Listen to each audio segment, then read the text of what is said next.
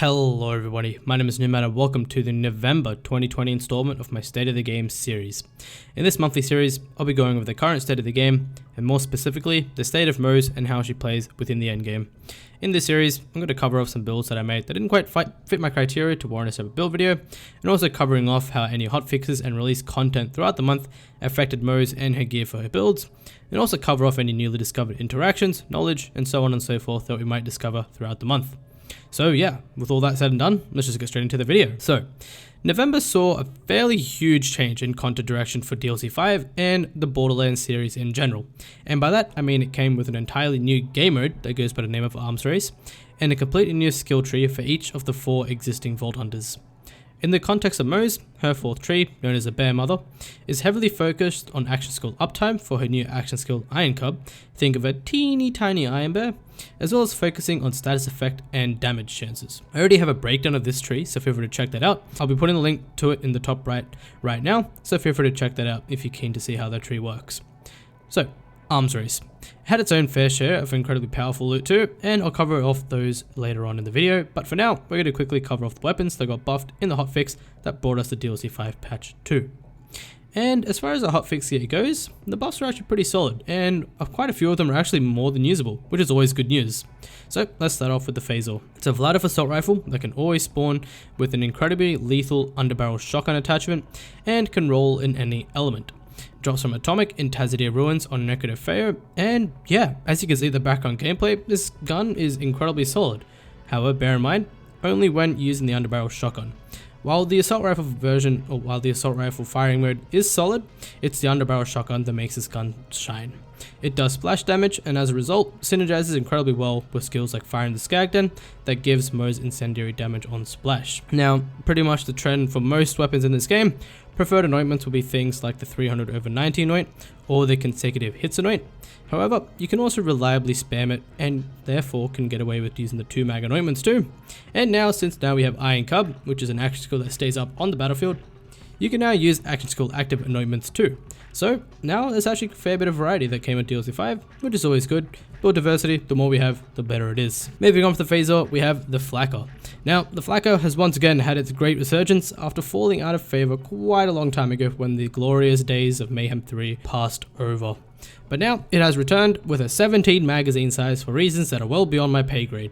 And as you can see in the background gameplay, this gun is absolutely ridiculous with the splash radius, and has reminded me of how much I miss this bad boy. The Flacco drops a Manvark in Conrad's Hold over on Pandora.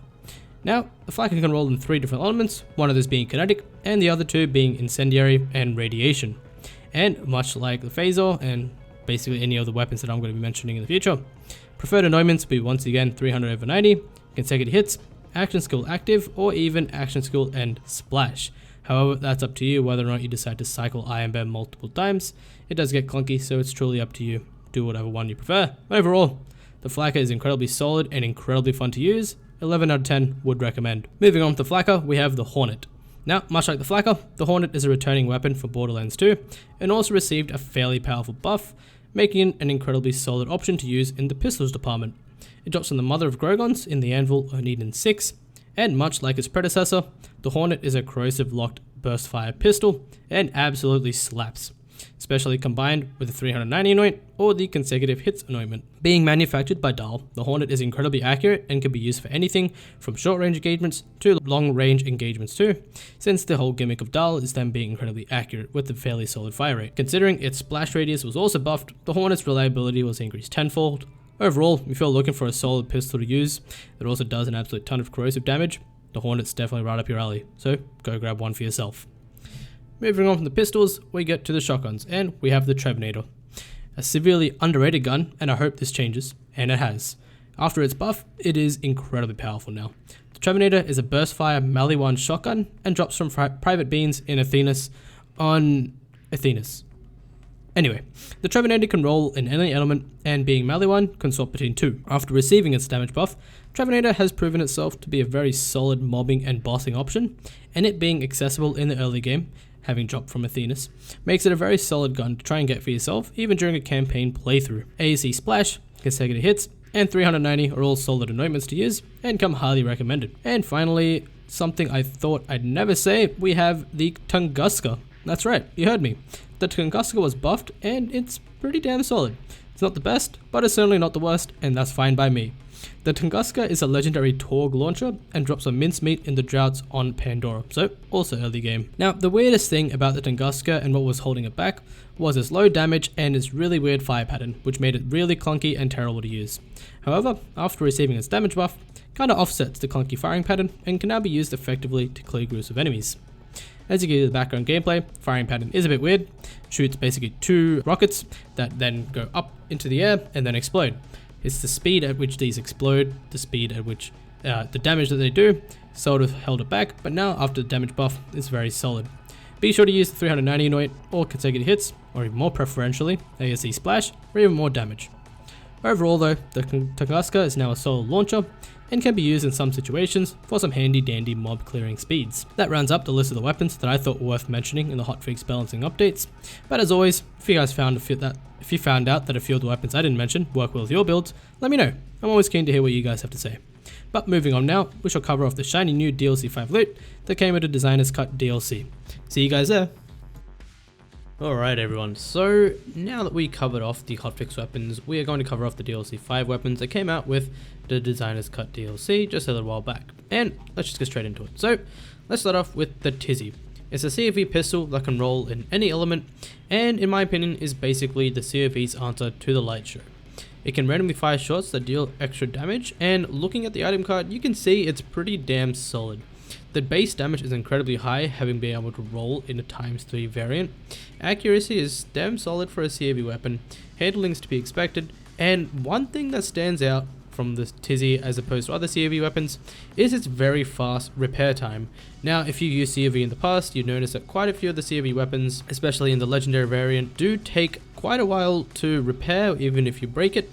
But the Tizzy is an exception to that rule and can repair itself very, very quickly. As you can see, the quality of life for this gun is very nice and is very consistent for mobbing damage. It does fire faster the longer you hold the trigger. And yeah, as you can see in the background gameplay, it's really damn solid, being able to consistently dish out a ton of DPS. Once again, it can roll in any element, but I highly recommend getting yourself one in shock and cryo, just because you can cover up your bases with both of those elements. And as far as anointments go, consecutive hits and 390 is your best bet. In the background gameplay you're seeing, I'm using a 390 Tizzy, and yeah, the damage is absolutely nuts. So yeah, it works very nicely, and yeah, that's the Tizzy. Moving on to that, we have the Boogeyman. It is a Vladivo legendary sniper, and it is cracked out of its mind. It can roll in any element, and it's lying to absolutely everyone, calling itself a sniper rifle, but it's basically a pinpoint, laser accurate assault rifle. What I mean by saying that is it's incredibly accurate, no matter what the range is. As of course, that's to be expected from a sniper rifle, but its fire rate is incredibly high. Magazine size is also very high for a sniper rifle, and its base damage is really, really solid. It also has a high chance to not consume ammo, so for builds using a green monster, which is the one I'm using in the background gameplay, yeah, you can sort of see how insane this damage is. And on top of all these stats that it has that makes it an incredibly solid weapon already, it also has a chance to spawn a pink skull called a Boogeyman that seeks out enemies and deals grenade damage. Now that means it scales with grenade bonuses, like grenade damage skills and grenade damage passives on your class 1 and artifacts, and because it benefits from grenade skills like pull the holy pin on Moze to increase their damage, means that they can technically crit and deal even more damage. So yeah, that's the Boogeyman, absolutely busted, highly recommend getting yourself one or 5. Moving on from that, we have yet another really solid TD or SMG for any TD or base builds, and that is the Dark Army. Once again, it's a legendary TD or SMG.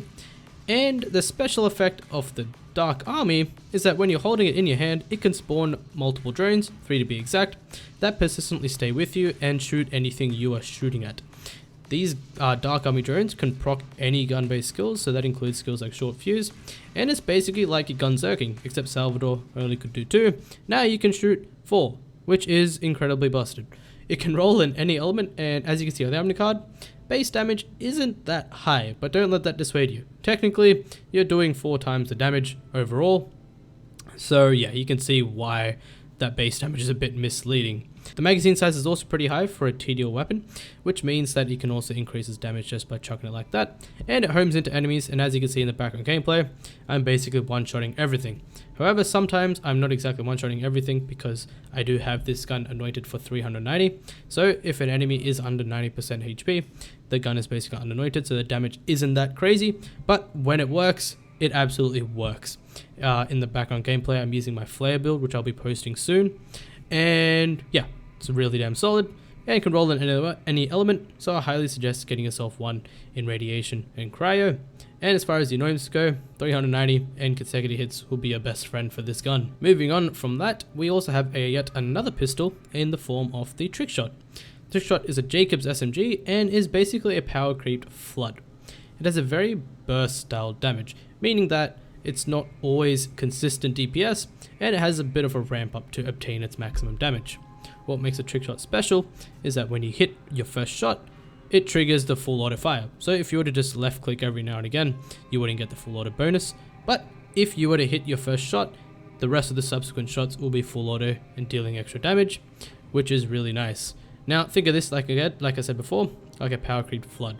Comparing the two, you can see that the Trickshot has double the base damage of the flood and also much more accurate. Being a Jacobs pistol, it can also ricochet, so that makes it overall a very nice mobbing weapon. However, as you can see in the background gameplay, this build is very optimized for a build like this in my opinion, but it sort of struggles against armored targets or enemies that do have a fair bit of HP. So in my opinion, this Trickshot isn't really the best pistol to use. There are significantly better pistols that you can use for sure, but if you're in for a sort of fun weapon to use, the Trickshot can definitely be your answer to that. Moving on to the Trickshot, we have the Plasma Coil. Now, I've already spoken about this gun in my previous Moze build, but dare I say it, this gun is probably one of the best guns for Moze currently in the game. It's burst fire, 16 round burst, because why not? And the base damage is incredibly ridiculous, and also the fire rate is really high for a melee one weapon. And the status chance is okay, but the dot damage is really nice too, which means any element can just rip through any enemies you see. It's locked to shock and radiation however, so therefore it's perfectly balanced and shouldn't be nerfed whatsoever. As far as opens go, 390 is your best bet, but if you don't have one of those, a consecutive hits one or a next to mag one will do just fine for you. Now, moving on from the weapons, we also had a few new shields and a few new relics. Unfortunately, and in my opinion, the new relics weren't really that great, but the shields are actually pretty damn solid. We got 3, but only 2 of them I think would make a cut for use in any builds. Those being the Beskar and the Madcap. Now, the Beskar is an ancient shield, references the Mandalorian, and its special effect is that it has a 100% chance to reflect projectiles while shielded. This means that it's a very good shield for survivability basically. And yeah, it can roll with multiple parts as well, so you can get things like amp, power charge, fortify, all the standard parts that you'd expect on a shield, the Beskar can roll with. The capacity is pretty average for a shield, and yeah, overall, it's a nice shield to have for survivability. That's the Beskar, and as far as the Madcap goes, I'm just going to show you guys the capacity. As you can see, it's absolutely ridiculous. That is just the base capacity. That's not including potential turtle rolls to increase the shield capacity either. And yeah, as you can see, if you're very much into big shield builds, Madcap is very much up your alley. Now, I'm going to put a video in the description down below of a friend of mine named Piri. He's in my Discord, and he made a build revolving around the Madcap and Phalanx and just shield stacking in general to reach some ridiculously high shield capacities with it.